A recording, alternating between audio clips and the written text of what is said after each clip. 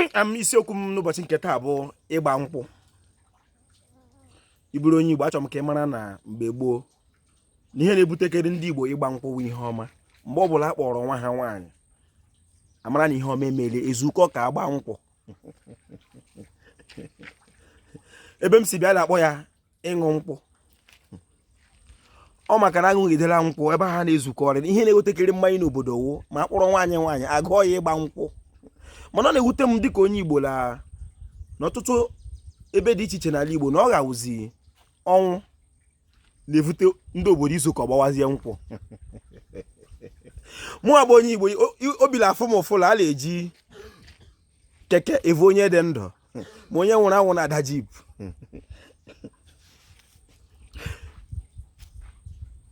Were tie onye Igbo n'obi onye Igbo, soro m Igbo ka m na-asụ. Ihe m dị na-asụ Igbo wụla izuka mma na nneji a ga-echi n'ụlọ mara mma pụọla ama.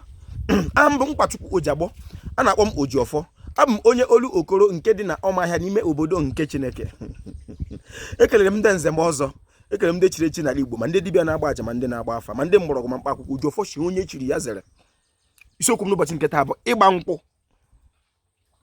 Tinachebese, when we gather, n'okwu bekee, when we gather at night in the moonlight,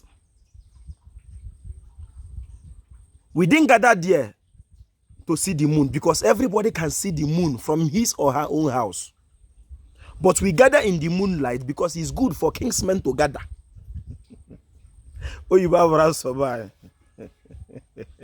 Mgbe gboo, ihe na-eme ka ụmụnna zukọte na-awụ ihe ọma, ihe ọjọọ mee esoro be akwa.